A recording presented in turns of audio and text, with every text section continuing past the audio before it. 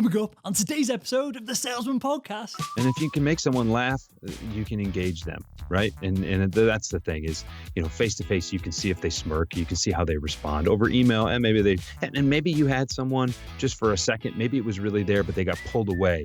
There are all these things you can't control for.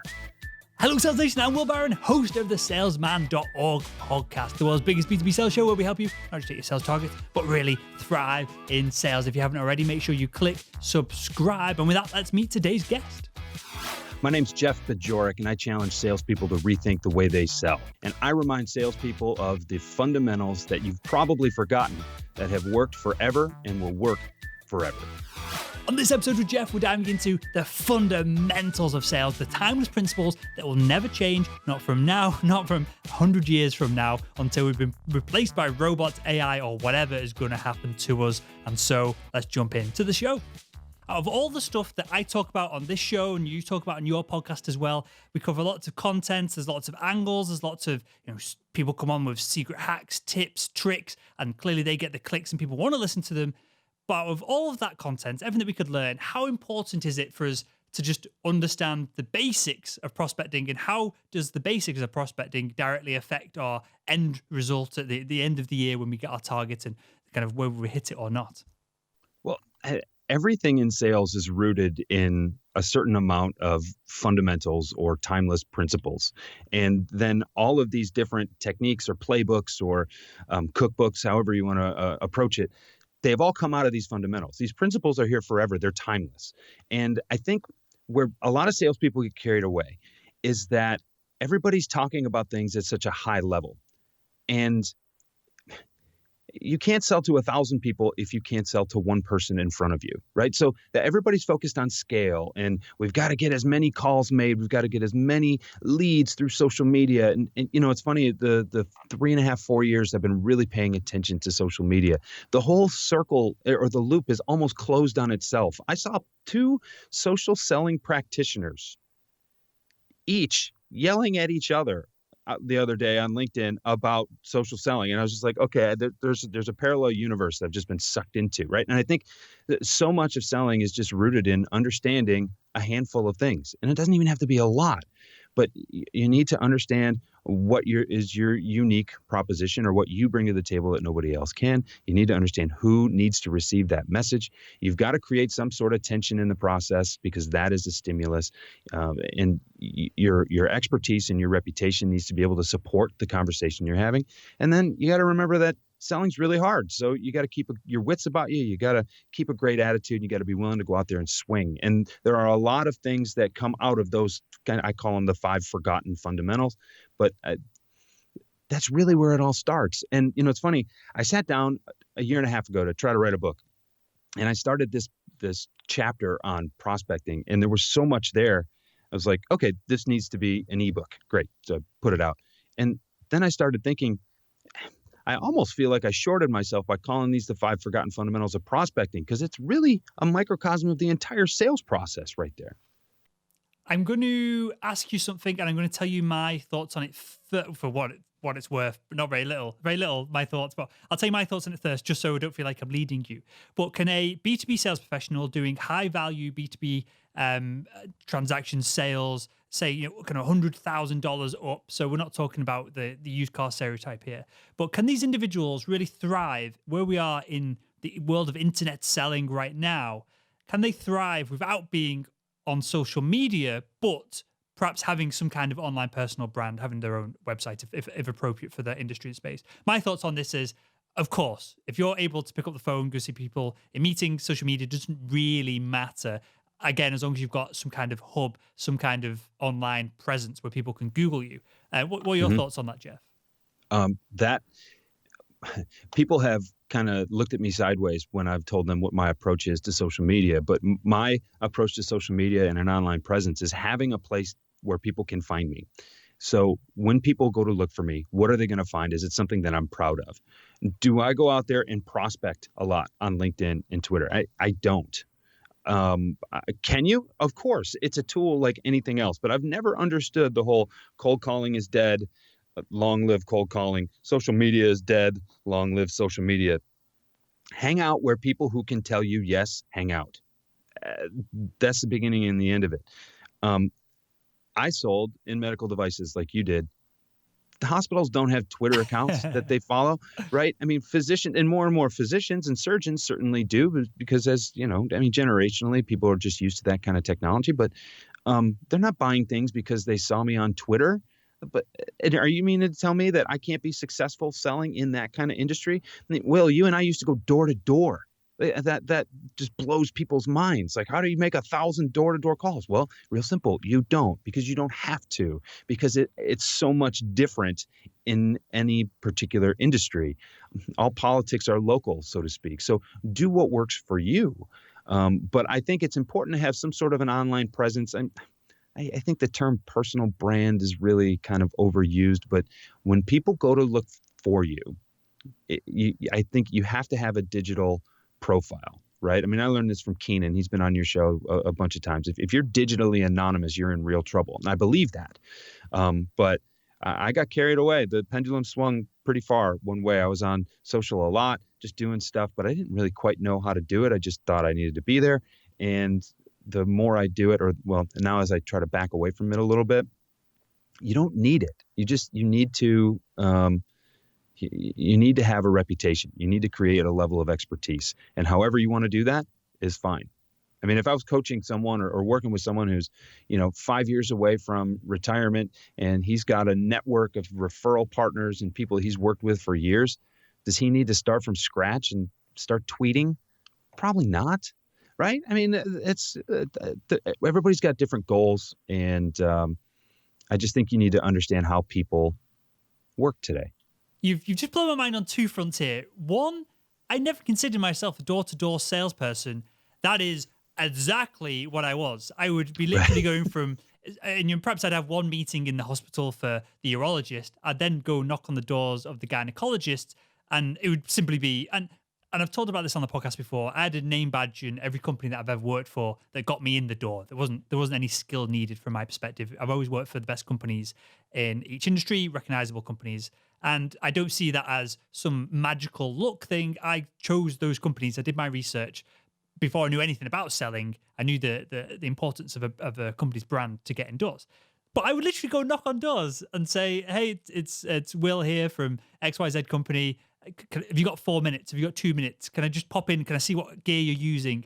And just the brand equity alone of the company I worked for would get me in the door. But I've never thought of myself as a door-to-door salesperson, and that's humbling because that is exactly what I was.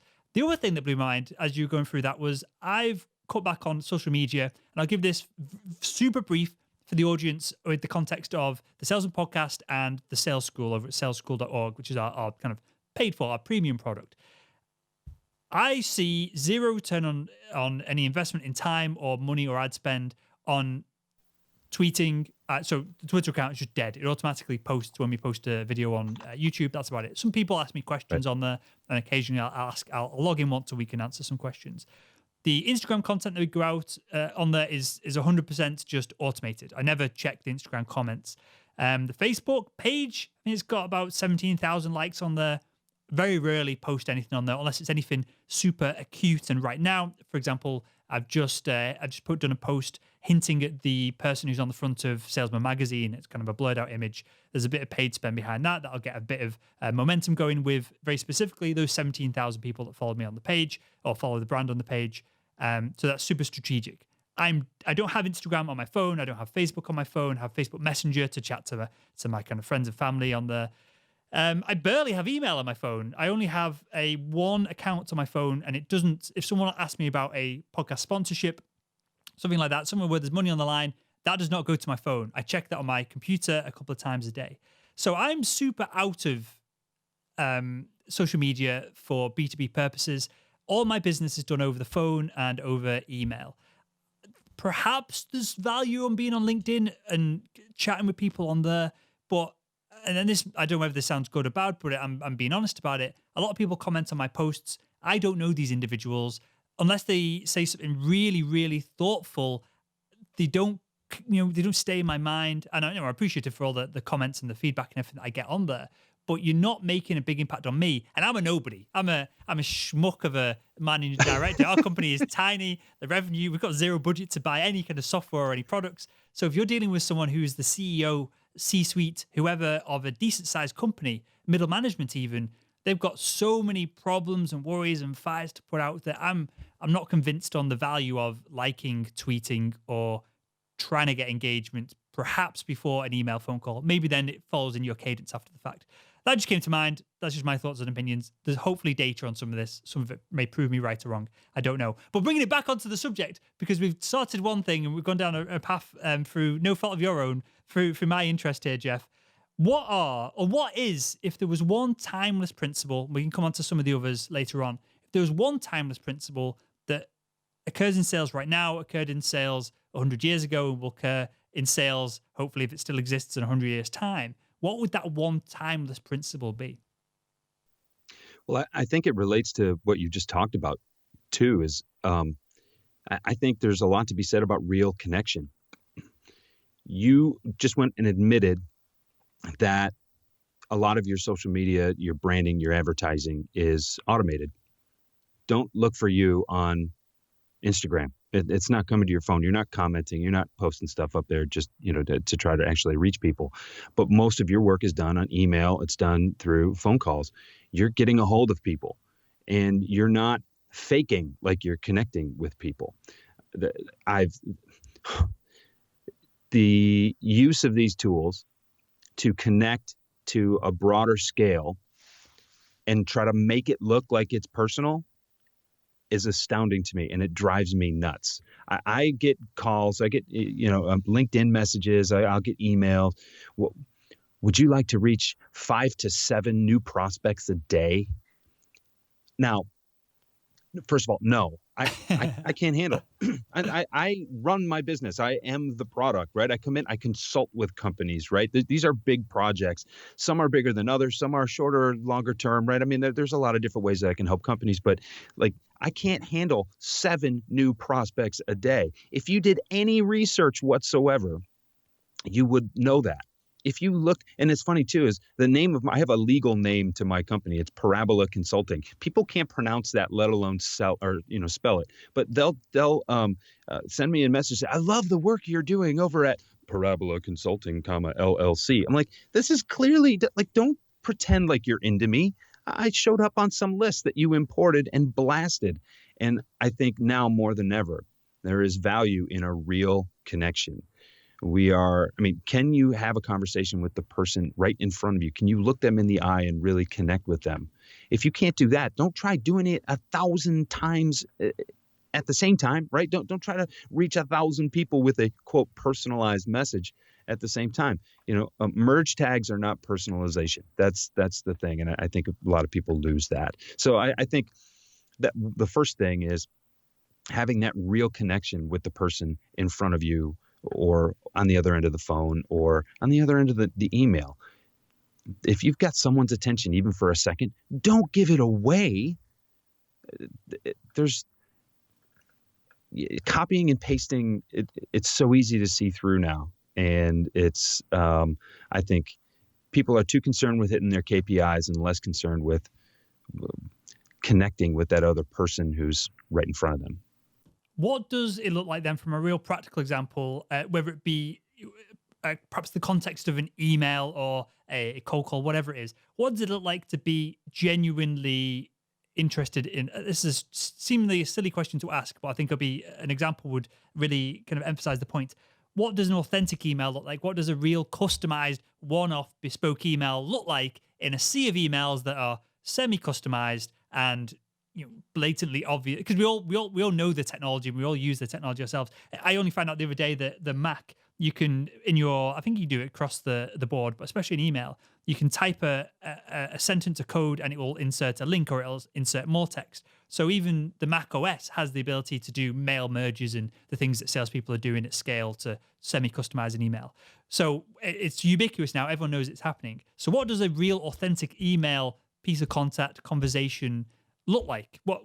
What's the standard that's the better question. What's the standard that we should at least be hitting? And then we can perhaps talk about what would be the gold standard that hopefully gets us more results. Well, I don't want to ignore the fact that there are a lot of salespeople out there who need to reach a lot of people, right? I just want them, anybody listening, to consider if you're copying and pasting and you've sent a bunch of emails like that and you've received a bunch of emails like that, you can tell that there's very little thought put into it. And I think one of the ways you can kind of separate yourself is, and maybe if you've got to send 1,000 prospecting emails every day, I mean, it's tough to write. It's tough to pick 1,000 different combinations of words and still get your work done. I understand that. But in the case where you're really trying to reach someone, maybe it's through LinkedIn, maybe it's through, maybe it's just through email. There are so many ways to particularly identify what someone is working on, right? And if everybody's got a social media account and everybody's regularly posting because that's what you're, alleging, then take a look at the last thing, reference it in your email, right? Say, look, I don't just say I love the work that you're doing. This is the funny thing. I get those emails. I love the work that you're doing. I'll reply and say, what exactly about the work I'm doing do you love? I get nothing in response. And it's what's really interesting, and I don't want to take this too far off the rails. I'll get back to your initial question. That's the opportunity that they were looking for. I just engaged and I will hear nothing in return. So not only are you sending emails that probably shouldn't work, but then when you actually get a response, you have nothing to follow up on. That's a big problem, because if the response rate is only 10% and I'm one of those 10%, you got nothing for me. What have you been doing? Right. And it's comical to me, almost as comical as it's annoying. But I think one of the ways that you can actually really kind of set yourself apart from the email automation, the form fillers and the mail merges and things is think with that other person in writing, that other person in mind. If they were sitting right in front of you, what would you tell them? Right. And you wouldn't compliment their hair that day. You wouldn't say nice tie or nice shirt. You would say just something about them. Think about how you would speak to them if they were right in front of you. That will sometimes change the wording, and just enough. Right. And so maybe you've got different combinations after a while. You've certainly got your talking points and your scripts that you need to get to. You don't want to deviate from that. But how does that impact me? And the elevator pitch, the personal commercial, the sales story, whatever you want to call it. A lot of times people will try to make a sales story or create a pitch that appeals to so many people that it really doesn't end up appealing to anybody. And that ends up being part of their first initial email blast. And then the messaging isn't effective. Well, what about what you do for your company will impact me as a prospect? Think about that for a second and then put it in terms of how I would like to receive that. Empathy is vitally important. And I just think it's easier than ever for people to see through the broad-based kind of spray and pray tactics. That stuff clearly works. Otherwise, people wouldn't do it. But I don't think it works as often as people think it does. And I don't think it works nearly as well as a more thoughtful strategy would. Well, you give us a number then, a percentage of 10%. Did that number come anywhere, or is that just the first number that came to your mind, Jeff? It's kind of that's kind of the number that I've always. I don't even know if it's a rule of thumb, right? But if you make 100 calls and 10% of people respond, then you've got 10 follow-ups. And if you can close one or two of those follow-ups, then you've got a 1 to 2% close rate. And that's not there's no hard and fast research that I've done with the team of people behind me that I can bank on. But no one's ever argued with those numbers before. So it's just kind of where I go to and use. Because I know, I won't say the organization because I don't think the data is public, but they have a huge, one of the, I won't even say, they've got a huge, they're publishing some data on this, so I won't kind of spoil it for them by calling them out on it, but they have a huge team of SDRs and it's super higher level than most of the SDRs, BDRs that are out there. It's a hugely successful company. They're absolutely crushing it. and they get a 3% reply rate. I don't know whether it's to initial email. I don't know whether it's to a chain of emails, however that works. But they get a 3% reply rate to cold outreach to kind of middle management at reasonably like kind of mid-sized companies. That's what they're getting. This is with somewhat templated, but also some customization in their emails, and they're only getting 3%. The margins on the product are huge. That's why they can do that. And the conversations I've had with the executives, I'm struggling to say too much without kind of outing them. But there would be reason for me to have conversations with their executive team on behind the scenes things, the podcast and the sales school, and they are super happy with those numbers.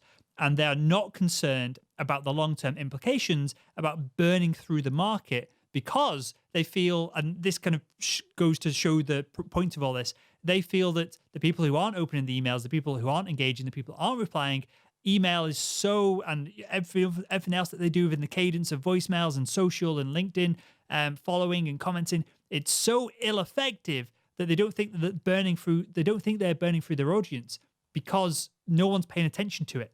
There's that little attention that's coming from this almost spam that they feel like they could follow up in a year and they would still be fresh to the end customer. That blew my mind when I had this conversation.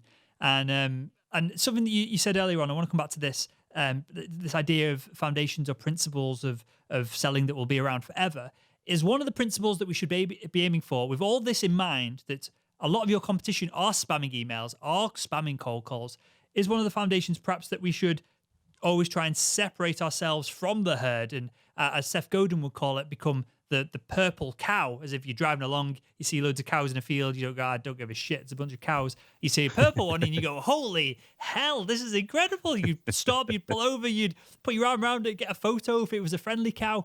Is that what we should be aiming for? Should we be aiming to at least move towards, as best we can within our corporate guidelines of the organization we work for, should we be moving towards becoming the purple cow in our industry? And is there a potential for an ROI of doing that? No question. One of the things that I put in the book is, if you cannot differentiate, you cannot sell. And I actually had these little laptop stickers made. They go, when someone orders a book through the website, I personally sign it and thank them, and throw a little laptop sticker in there, because if you're going to be confused with the rest of the sea of email and messaging and everything that's out there, you're going to get lost. But how are you different? And if you are perceived as the same as everybody else, then it's going to come down to price. I'm not interested in selling on price alone. Seth Godin would call that a race to the bottom, and that's a race I'd quite rather not enter. Change the game, right? I mean, be different, be differentiated. And if you're really selling a commodity, find a different job. But it's funny. You were talking about 3% success rate and being thrilled with that. And we can email our customers, our prospects, 6 months, 9 months, a year later, and still feel like it's fresh. Wow, that sounds like a ton of work. But I also think that there's a couple things going on. If they've got SDRs and BDRs and they're burning through lists and calculating data and everything, they're playing a different game than a lot of people are. And, you and I, when we sold in medical, we had to do our own prospecting. We had to do our own account management. We had to do the whole thing. And there's a lot of people out there who still do the whole thing. And if you're an SDR and your job is to absolutely just hammer the phones every day, that prospecting is more, well, I don't want to say more, but is as much a marketing tool as a sales tool, because those touches represent it represents another touch point. Every time you drive by a billboard on the highway, it's a touch point.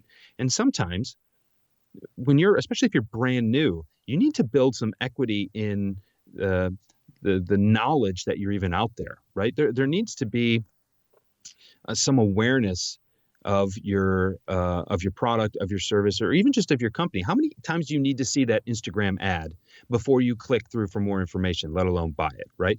And there's something about, I think, particularly with small businesses, 3 years seems to be the over-under on attrition, right? If you can get through the first 3 years, now all of a sudden people take your calls who hadn't before. People are willing to listen to you who hadn't before, because you're a little more reputable. They've seen you longer. You've certainly kind of passed this test of, is this someone who's credible enough or not? So I think I would challenge then for that particular company, or if they're studying multiple companies, what is the purpose of that outreach? Is it more a marketing purpose, or is it something that they're really trying to convert those leads?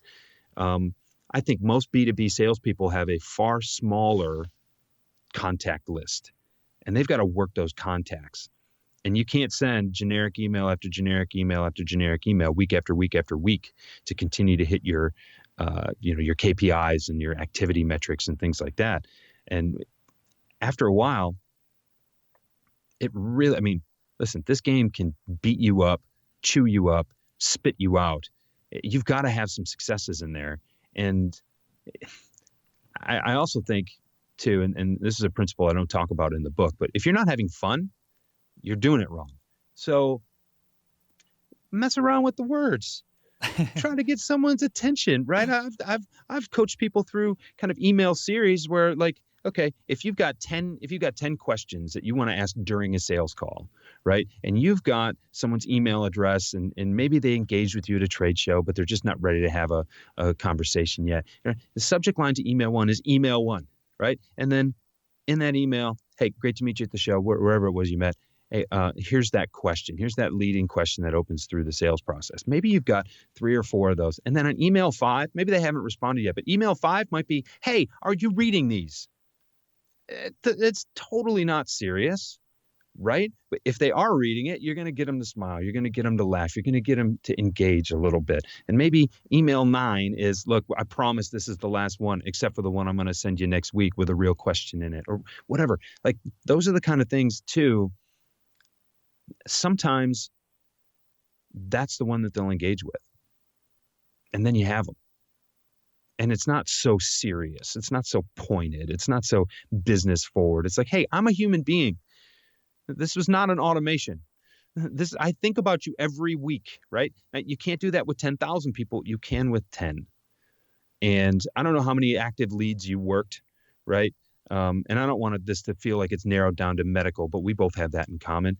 It's very difficult for a full bag carrying account manager, or even someone who's doing their own prospecting. It's very, very difficult to work more than 10 or 15 active processes at the same time. So maybe some top of the funnel activities, they're a little more generic. You've got your talking points, and maybe you mix and match some things and you put them there. But once people kind of show a little bit of interest, you cannot betray that connection with a mail merge.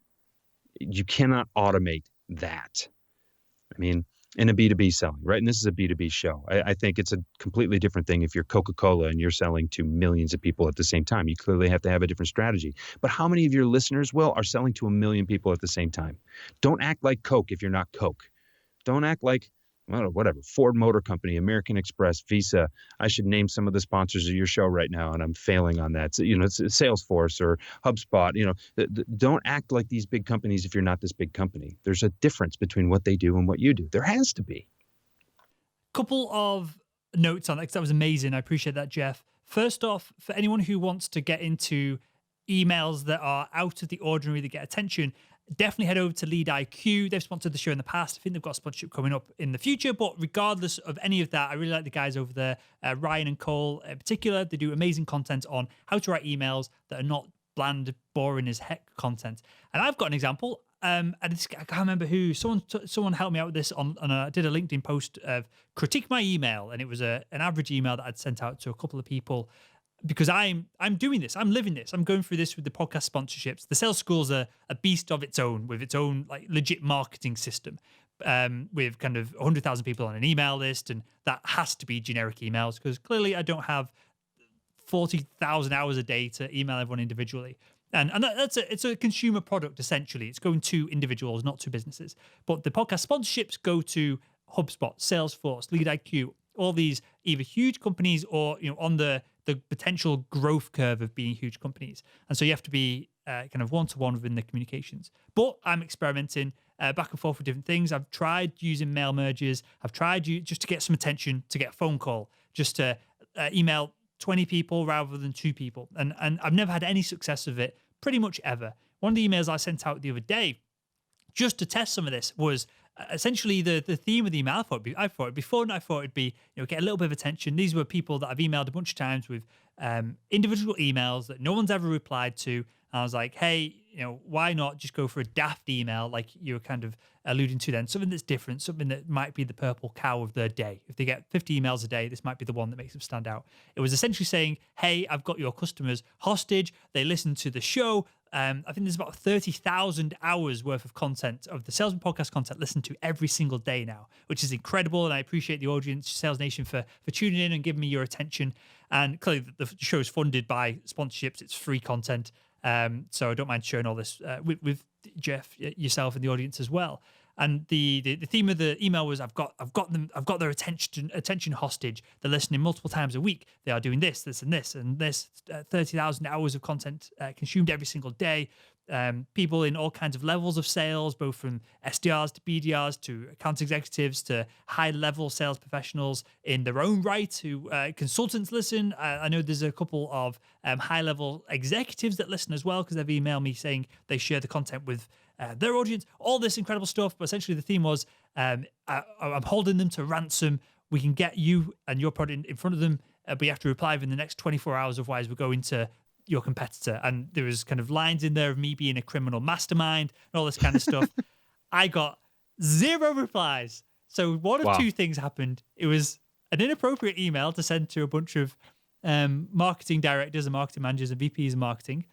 Or it got, and I didn't think about this until after I sent it, I've been put on some kind of terrorist watch list and it didn't get through spam filters. That could potentially, because I got 0 replies, a bunch of opens, 0 replies that email. I thought, humbly, without patting my own back and scratching my own, patting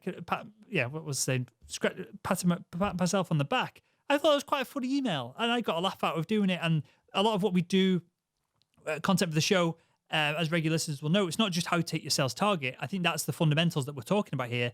It's how to thrive in sales. It's how to do it for more than 18 months without getting burnt out. How to do it for 10 years and become well-known and a legend in your industry. Because if I did my job in medical devices for 10 years, every urologist knew who I was. All the trainees, when they were trainees, knew who I was. When they became consultants, the job's super easy. It's simple. People are going to come to you. So with all that in mind, I tried to make it a little bit fun, and I got sod all from it. So, what did you lose? That's that. What did you lose? Right? I mean, so you can't expect everything to work, right? It's not always going to work. So have some fun with it, and throw something out there. And if it doesn't work, well, then you're no worse off. I mean, did it work worse than the other campaigns that you'd sent out there? That's just it. These emails were to people who hadn't really responded, or there was no engagement, and it was people who not necessarily not interested because they hadn't told me to go and stick my offer up my ass, but they certainly weren't jumping at the bit to get on it. So spot on with what you're saying there of, the worst that happened is hopefully one of them got a smile on their face. Yeah. And if you can make someone laugh, you can engage them. Right. And that's the thing is, face to face, you can see if they smirk, you can see how they respond. Over email, and maybe you had someone just for a second, maybe it was really there, but they got pulled away. There are all these things you can't control for. Right. I mean, and that's the thing that I work with people on specifically is you can't be so focused on the result. You have to be focused on a tried and true process. Right. There are steps, there are fundamentals that go into a selling process. And when you put yourself in position to win, you will win. Right. But just focusing on whether or not you won or lost, that doesn't give you any feedback. It doesn't give you any kind of information to work with on whether or not your process is working. Right. There are those days, like there were those days I would put in so much time, those weeks, and I would get nothing. You just have those weeks where nobody placed an order. And then you'd have those days when your second day on vacation, you pick up your phone and someone ordered something that paid for the vacation. Right. And you're like, well, wait a second. That doesn't mean I should go on vacation every week. That's a short-term plan that will not work. But what it means is there's a lot that goes into the sales process that then yields sales results. And if you're looking at the results instead of the process, you're looking at the wrong thing. And that ties into the fundamentals. That's actually where my next work is kind of headed in terms of what are you doing in order to focus on the right things? Because so few salespeople have just even rough sketches. And every company, every salesperson is going to have a different process, but so few actually have something structured enough to keep them going and to measure themselves against.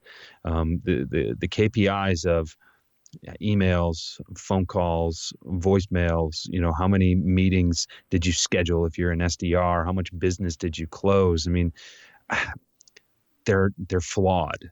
They're not all bad, but they're flawed. And I just think if you're not looking at the right things, if you're not looking at, how many people did you actually connect with? How many meetings did you schedule for next week that are going to lead to real bona fide sales conversations? How many of those sales conversations led to commitments to further the sales process? Or were they just, oh, I saw someone in the hallway and waved at them. Oh, that counts as something, right? Or I pick up the phone to the same 10 people who haven't picked up and answered or responded in the last week, but I made my 10 calls. Like, what are we trying to do here? What are you trying to do?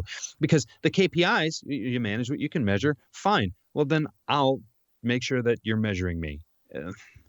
That's not accomplishing a goal, right? So there's just I'm going to jump in here because I'm conscious of yeah. time, and I want to dive into, at the very end of the show, perhaps one or two counterintuitive things that are the right thing to do that perhaps we're not doing now. We'll wrap up with that in a second. But one thing that you said, I think right at the beginning, that I want to tie it back to another fundamental principle here. And again, we could probably talk about this one specific thing in great detail and get a PhD of psychology on board to join in the conversation as well. But what do you mean by creating tension? Why do we need to create tension? And why is this integral to the B2B sales process? Tension is a stimulus. And tension doesn't need to be discomfort. Tension just needs to be an awareness that there is a gap between where they are right now and where you could help them go. For the longest time, the last 30 or 40 years, there have been a lot of people out there trying to find pain or create pain or pour a little salt in that wound and make them uncomfortable. Tension doesn't have to be discomfort. I could simply demonstrate that I know more about something than you do, and this is something that can help you get to where I know you want to go, right? I mean, I had these discussions with physicians. I've had these discussions with, in my old career, new prospects in my current career, where it's like, look, there's something that your salespeople are missing. It's the point of the show. There are a lot of salespeople who are so stuck in the weeds that they forget the principles that will get them out, right? I remind people of those principles. So, if you know something if you've got some knowledge that can help me get to where I want to go, whether it's a goal that's stated on my website or whether that there's only 3% of my email messages are being responded to, and you can get me to 5%, so you can almost double my impact right away. I want to know. There's a little bit of tension there. I'm thinking, well, wait a second, I'm struggling. I want to get better. Will knows something that can help me get better. He's created this sales school, and maybe I should check that out because he's got a lot of content. He's talked to a lot of really smart people. I'll bet that's a one-stop shop resource for me. I better go check that out, right? You've just created that tension. And that's not necessarily uncomfortable. You're not twisting my arm behind my back. That's a completely different kind of tension, right? But what you're doing is planting a seed in my mind that you can help me. And maybe I don't want that help right now. Maybe I do. And it's a stimulus. And I don't think in terms of pleasure or pain. I don't think anybody buys a Rolex watch or a Bentley because they're in pain. But there's some people who buy those kind of products and they really, really enjoy them because they help them get someplace mentally, emotionally, wherever that they want to be. So I think tension is one of those things too. It kind of gets misconstrued a little bit as something that has to be painful or uncomfortable. It's kind of like, the Challenger methodology came out. The Challenger doesn't mean be a jerk. It means present them with something that they should know that you do, that they don't yet. You can help them get there. People want to distill stuff to the lowest common denominator, and it just doesn't work. But that's what I mean by tension. It's a stimulus. You're creating a situation where people are encouraged to do something about their current situation to help them get where they want to be. I love that analogy, and I love the word gap as well. And I think there's plenty of books about gap selling and gap this and gap that. But if I have to visualize this, that when I do literally visualize that on a piece of paper or a comic strip or however it would be presented. So in the sales school, we have an illustrator doing these comics for us and these characters. It would literally be Sam, the main character, hand-holding or probably dragging someone from one side of a cliff face to the other, of kind of status quo of perhaps a little bit of pain, perhaps if they're struggling, if there's a problem that needs solving, but more than likely the status quo of everything's fine, into this place where everything's better, more efficient, there's cost savings, they look better in front of their boss, all these subtleties that perhaps we don't always dive into. And it's difficult to explain that you're going to look better in front of your boss, you've got the potential of a promotion, I'm going to help you succeed in your career by using our product, by leveraging our services, I'm going to help you personally to tie all this together. It's very difficult to do that via a uncustomized email that just says feature benefit, feature benefit. And with Yeah. that, Jeff, I've one final thing, mate, before the final question, and that is, are there any counterintuitive, and you use the phrase, the right things that we should be doing? Is there anything that isn't obvious that we should be implementing into our days? And again, this might be another principle. It might be you alluded to the next body of work. It might be tying into that. But is there anything counterintuitive that we should be doing that is a right thing that perhaps we're not? I think just in terms of where this conversation has gone so far, if this isn't clear already, it's that you should really rethink why you're doing what you're doing. And I think, to me, that's not counterintuitive, but I think to a lot of people it is. If you can't really demonstrate why you're employing a certain technique or why you're doing something, if you're just doing something because you were told to do it, I would question that. And if the people who told you to do it can't come up with a reasonable answer, then you've got some other questions that you need to ask yourself, right? We do this because we were told to do this is not the way you sell effectively. Okay. And I think that's the thing. And you talk about these fundamental principles. Those are the answers to the why questions, right? Well, why shouldn't I mail merge this? Because people can see right through your flimsy connection requests and your connection techniques, and they don't come up with real connections. If they don't have a real connection, this is the thing. My partner on the Why and the Buy podcast, Christy Walters, she mentioned this. She said, Jeff, if you want to create tension, the thing that is understated, though, and underscored, is that there must first be a connection. Hold two shoelaces up and pull them as far apart as you want. If they're separate shoelaces, if they're not connected, there will be no tension. If there's no connection between you and your prospect, you cannot create any tension. If you cannot create any tension, there's no stimulus to act, you won't make a sale. So just because you're connected on LinkedIn, just because you follow each other on Twitter, doesn't mean that you're necessarily connected. So think about the word connection and what it actually implies. And I think that's counterintuitive. I think it's unfortunate that it's counterintuitive, but I think it's counterintuitive for a lot of B2B sales professionals. It's funny because as you say that, Jeff, I like the analogy of the shoelaces, but I got this picture of someone trying to create tension, someone trying to do what are complex psychological things that animals don't do, such as rapport breaking, and we call it taking the piss, taking the mickey here in the UK. All these complex things. If you're doing that to someone that you don't have a relationship with, you just come across like a dick. You come across like an idiot. All that stuff only works when you're mates with someone, right? If someone comes up to you in the street and goes, "Oh, your haircut's stupid, Will," or that was a terrible podcast episode the other day, and they're joking.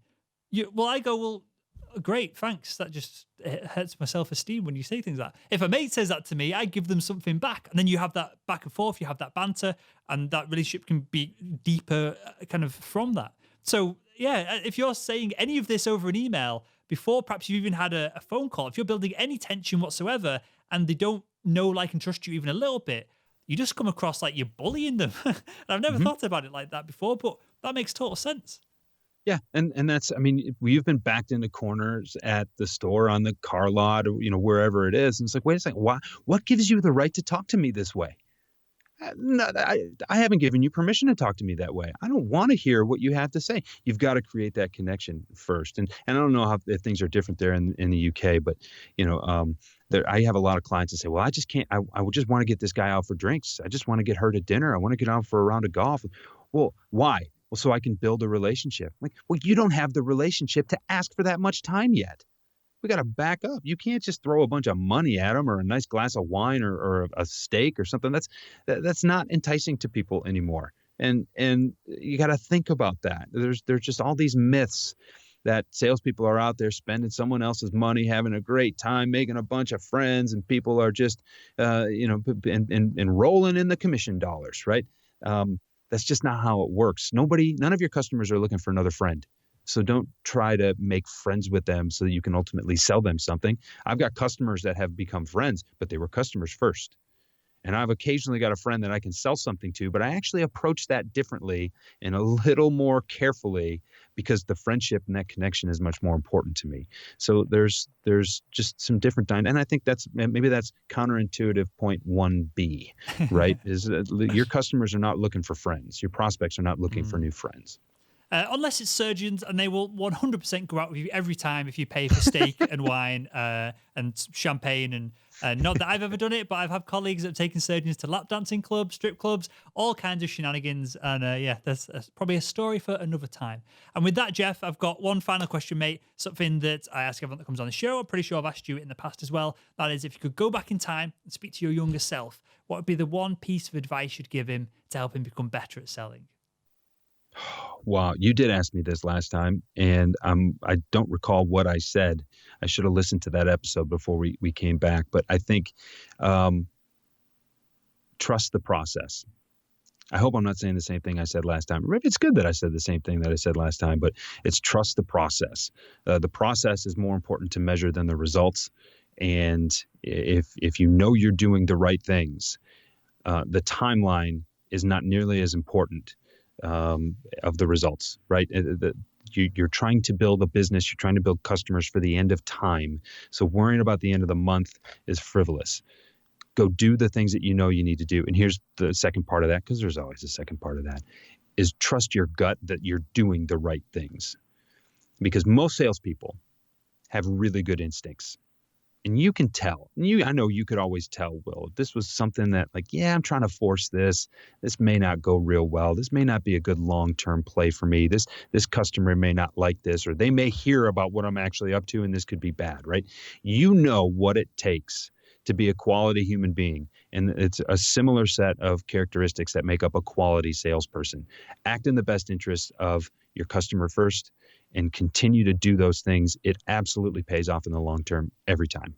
Perfect. Well, with that, tell us a little bit more about the book, because we've kind of touched on it a few times in this show, and tell us about the podcast and where we can find out more about you in general, Jeff. Oh, thanks, Will.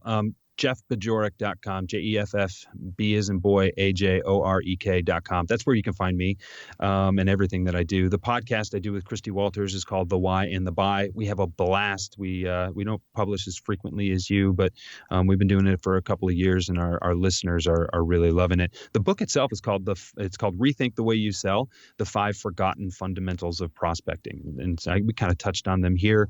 There's more in the book. You can download the book for free. If you want, you can buy the book, the hard copy of the book. You can buy it on Amazon. You can buy it, like I mentioned, from my website. I will sign it and send it to you personally. I go to the mailbox on a pretty regular basis and drop them off there. So it's not coming from some clearinghouse or warehouse somewhere. I literally hand write the envelopes and the addresses, and I sign the books. So it's a way for me to connect with people, and I really enjoy it. And then if you want, I've got a newsletter that goes out every Sunday morning. I write original content for that audience every Sunday. There are a million newsletters out there. I get that, but it's a way that I speak specifically to my audience. And we don't always talk about selling. I don't always write about that. There are things that get in the way of salespeople all the time. And it's not another step in the sales process. It's something that comes up in life that takes you away from your focus. It's something that comes up at work that it presents a stumbling block. I address those things because I sell stuff just like my readers do, just like my listeners do. And it's just that's how I differentiate myself, is I write to them specifically, not just a blog post that's going to get SEO juice that'll get me found more often. So JeffBajorek.com, that's the best way to find me. Perfect. And for anyone who is struggling to write all that down or scribble it into the notes on their phone, I will link to everything that we talked about and more in this episode over at we'll do 5 fundamentals. So salesman.org/5 FIVE fundamentals. And we'll have the show notes to this episode there. And with that, Jeff, I want to thank you for your time. I appreciated it always. I appreciate the fundamentals and kind of drilling that into the audience, because I think that's really useful. And with that, I want to thank you for joining us again on the show. It's always so much fun to talk to you, Will. I never know what's going to happen, but I really enjoy it. You're really, really bright, and you've talked to a lot of people, and that's your acumen is clear, but you're a lot of fun to talk to as well. This is something that clearly isn't boilerplate or copy and paste. You get that, and I always enjoy these conversations. Thank you.